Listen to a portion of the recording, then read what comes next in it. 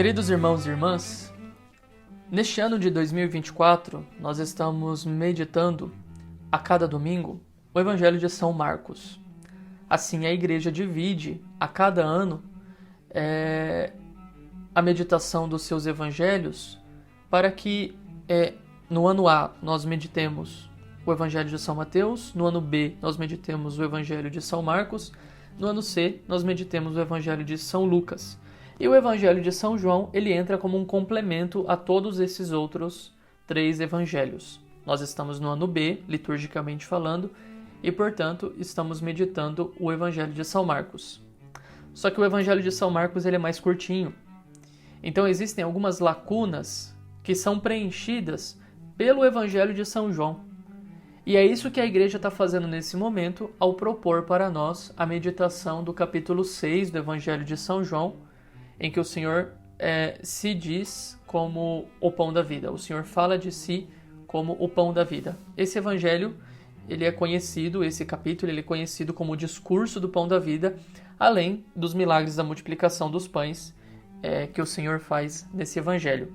Então, só para recordar o que nós estávamos meditando lá no Evangelho de São Marcos, o Senhor, como nos relata São Marcos, saiu para pregar o evangelho, pregar um evangelho de conversão, de mudança de vida, pedindo às pessoas que acreditassem nele, e para tanto ele realizou inúmeros sinais, inúmeros milagres e inúmeros prodígios para que o povo pudesse acreditar nele.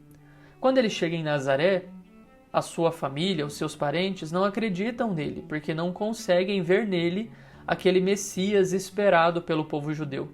Eles conviveram com ele, né? Eles cresceram junto dele. Por causa disso, era muito difícil para eles terem fé em Jesus, o filho de José, o carpinteiro. Por causa da falta de fé deles, Jesus não pôde realizar ali nenhum milagre. Muito bem, vida que segue, vamos continuar evangelizando outros povos que não conhecem Jesus, outras aldeias, melhor dizendo, que não conhecem Jesus, e assim o Senhor sai pela região de toda a Galileia, anunciando o evangelho do reino, proclamando que a boa nova chegou, o reino de salvação chegou, e o que as pessoas precisam fazer é acreditar nele. Ele envia os apóstolos em missão para que façam a mesma coisa que ele está fazendo, como que numa espécie de treinamento, um estágio para aquilo que eles iriam fazer de modo constante depois de Pentecostes. Os apóstolos voltam e agora querem relatar tudo para Jesus, o que aconteceu, os milagres que aconteceram, as libertações que aconteceram, todos os prodígios que aconteceram com base no poder que eles receberam de Jesus, um poder compartilhado, né? E Jesus quer levar eles para um lugar tranquilo, para que eles possam descansar, e toma o barco, vai para um outro lado do lago de Genezaré, o Mar da Galileia, né? Que é o mesmo lago, e quando eles chegam lá, Jesus se depara, junto com os apóstolos, com uma grande multidão que está sedenta por mais. Eles querem mais, eles têm fome demais daquilo que o Senhor tem para oferecer, o Senhor e os apóstolos têm para oferecer. E o Senhor se enche de compaixão e volta a ensiná-los e volta a pregar. Mas, além disso, o Senhor sacia a fome material daquele povo mesmo. Fome material. É o que nós vimos no Evangelho do domingo passado. Havia uma grande multidão de mais ou menos 5.000 homens, sem contar mulheres e crianças, que não tinham o que comer. E é nesse momento em que nós temos um corte no Evangelho de São Marcos para a gente ver, a partir do Evangelho de São João, o que aconteceu aqui. Não foi somente uma partilha fraterna, símbolo da comunhão fraterna, do amor aos pobres, não foi nada disso. Foi realmente um milagre o que aconteceu, a multiplicação dos pães.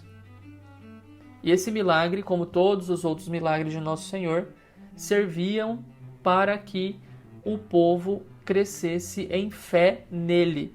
Tudo visava o crescimento da fé, para que aquele povo crescesse na fé. O povo viu o milagre, se alimentou do pão que havia sido multiplicado milagrosamente e ficou em polvorosa, completamente alvoroçado, querendo proclamar Jesus como rei. Porque eles devem ter pensado, né? Se esse aí está multiplicando os pães, nós nunca mais teremos fome se ele for o nosso rei. E Jesus o que é que faz? Dá no pé. Foge. Porque não é esse tipo de realeza, é a realeza de nosso Senhor Jesus Cristo. A realeza dele não é uma realeza material. Não é para dar para nós bens materiais, saúde material, conforto material, prazer material. Embora isso acabe acontecendo e vez ou outra a gente acabe recebendo essas coisas de nosso Senhor, mas não é o foco. Por isso ele foge. Tudo isso nós vimos até o evangelho da semana passada. No evangelho de hoje, nós vemos Jesus que está fugido, digamos assim, e a multidão percebe que Jesus não está ali. Lembrem-se, essa multidão foi beneficiada pelo milagre e beneficiada pelo ensinamento de nosso Senhor, que queria que eles tivessem fé.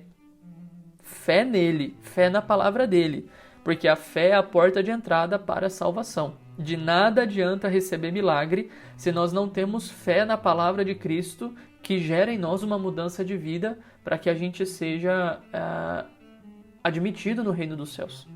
Então a fé é tudo aqui. Esse povo recebeu o milagre, esse povo recebeu o ensinamento de nosso Senhor Jesus Cristo, mas eles ainda não têm fé. Ou não têm fé suficiente para continuarem como seguidores de nosso Senhor. E isso nós vamos ver mais para frente. Então a multidão percebe que Jesus não está por ali, nem os seus discípulos. O que é que eles fazem? Eles não perdem tempo, né? Eles queriam proclamar Jesus como rei. Como nós, muitas vezes, queremos fazer quando recebemos um benefício material de nosso Senhor e queremos mais, e buscamos mais. Sem entender que nós precisamos crescer na fé. E aí eles sobem nas barcas, aquele povo sobe nas barcas e vão atrás de Jesus em Cafarnaum, em outra cidade. Eles cruzam o mar da Galileia mais uma vez.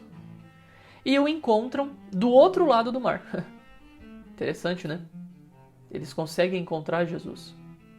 Primeiro, a multidão foi atrás de Jesus quando Jesus saiu do meio do povo para fazer os apóstolos descansarem após a missão.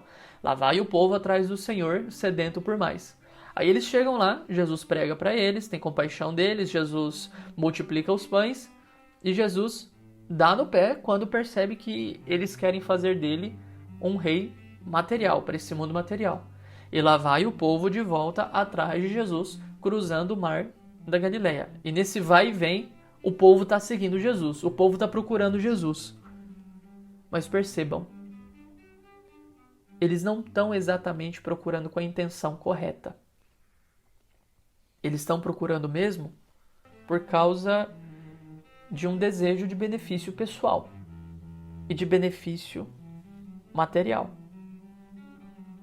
Meus queridos, de nada adianta nós procurarmos Jesus, buscarmos Jesus e fazermos várias coisas para procurar Ele, para buscar Ele, se aquilo que nós queremos é somente um benefício material.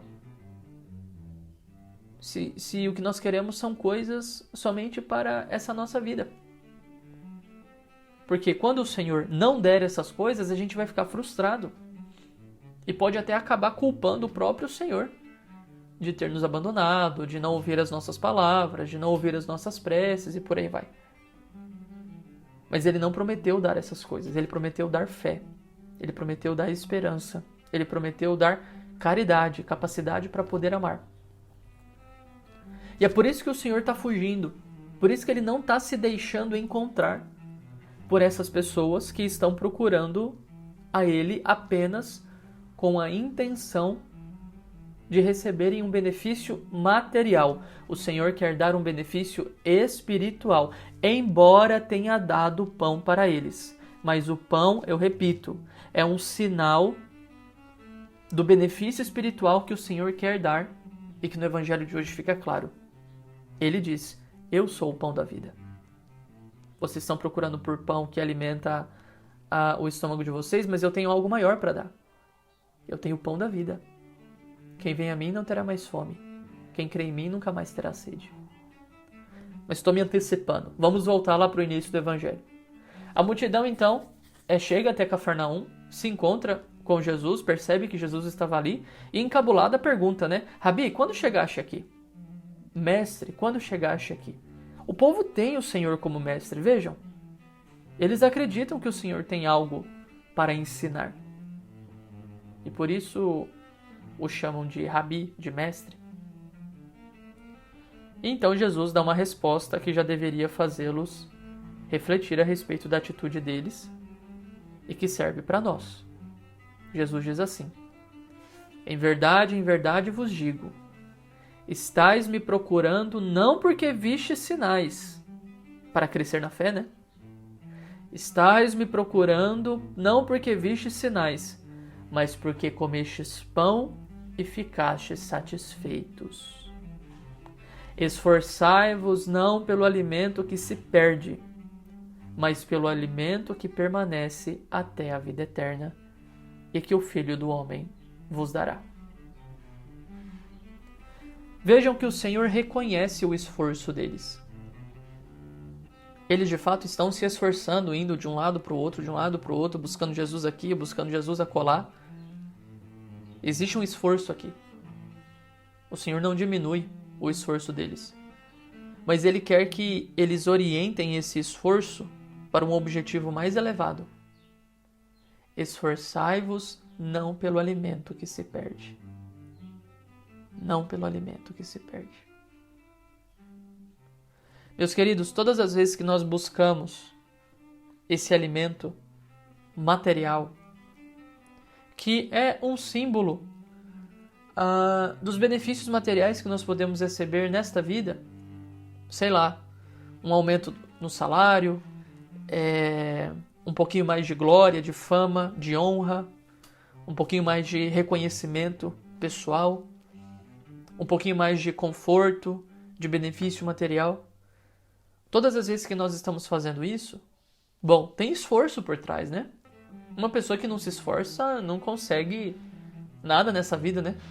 A não ser que tenha nascido como herdeiro, né? Aí que beleza. Aí não precisa se esforçar para absolutamente nada.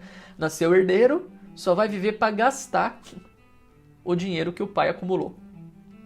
Mas do contrário, quem quiser ser alguém na vida vai ter que se esforçar. Nós estamos no período das Olimpíadas e o que a gente está vendo ali é uma elite de pessoas que se esforçaram muito para estarem lá. É impressionante. É impressionante ver, inclusive, o nível de perseverança, o nível de determinação, de consistência, de garra, de força, de sacrifício que essas pessoas têm por um alimento que se perde. Nós poderíamos até dizer. Não estou jogando o coração de ninguém aqui, né? E não estou julgando que as pessoas estão lá só porque querem medalha, só porque querem glória, só porque querem fama. Não tem problema em si mesmo ser um atleta olímpico. Mas nós sabemos, porque conhecemos o nosso próprio coração, que nós muitas vezes nos esforçamos pelas coisas erradas, pelo alimento que se perde. Enquanto que pelo alimento que permanece até a vida eterna, pelo alimento que nos leva para a vida eterna, por esse muitas vezes nós não fazemos tanto sacrifício. Qual é o sacrifício que você tem feito para rezar o terço todos os dias, por exemplo? E receber das mãos de Nossa Senhora algo desse alimento que permanece até a vida eterna. Ela nos dá o pão da vida, né? Ela é a mãe do pão da vida. Qual é o sacrifício que você tem feito para participar da missa? Mesmo que você participe somente da missa no domingo, mas para participar da missa com piedade, com devoção. Qual é o sacrifício que você tem feito para conhecer mais a sua fé, conhecer mais a sua igreja, saber por que a Igreja Católica é a Igreja de Cristo, que o Senhor deixou na terra para nos levar até o céu?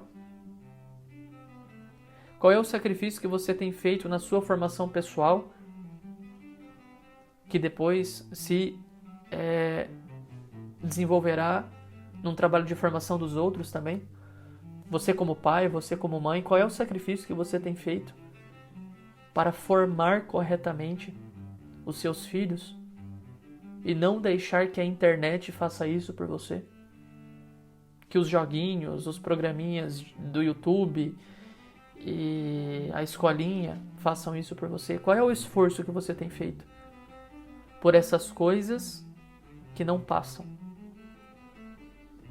E entrando mais no tema do Evangelho de hoje, qual é o esforço que você tem feito para receber a Eucaristia com mais frequência, mais piedade, mais devoção? E não somente como um pãozinho que a gente recebe no final da missa.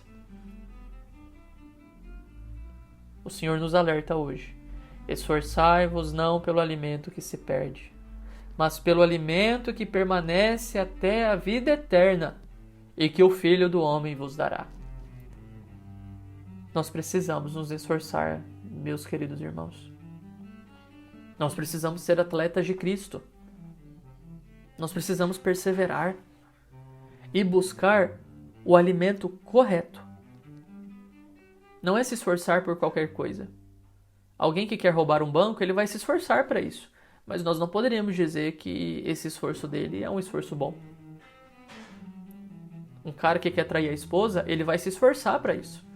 Ele vai se esforçar para não ser descoberto, ele vai se esforçar para ir atrás de outra mulher, ele vai se esforçar para apagar o seu rastro. Mas esse não é um esforço bom. O esforço bom é aquele que nos faz buscar o alimento que permanece até a vida eterna. E o Senhor quer que nós busquemos esse alimento, que acreditemos nele e que, na medida em que acreditemos, recebamos a fé que já é esse alimento. Aqui não é só a Eucaristia que é o alimento, a fé também é o alimento. E na verdade é o primeiro alimento. Quando a gente acredita em nosso Senhor, nós estamos recebendo o primeiro alimento, o primeiro pão que alimenta a nossa alma, alimento este que permanecerá até a vida eterna. E é com essa fé que alimenta o nosso coração que a gente vai se aproximar da Eucaristia, para que a Eucaristia tenha mais fruto dentro de nós. Uma pessoa que se aproxima da Eucaristia sem fé, se aproxima do pão da vida sem fé, ela não receberá os benefícios da Eucaristia, embora ela esteja recebendo o corpo e o sangue de nosso Senhor Jesus Cristo. Deus o livre receber esse corpo e esse sangue sem fé ou em pecado mortal. É muito pior.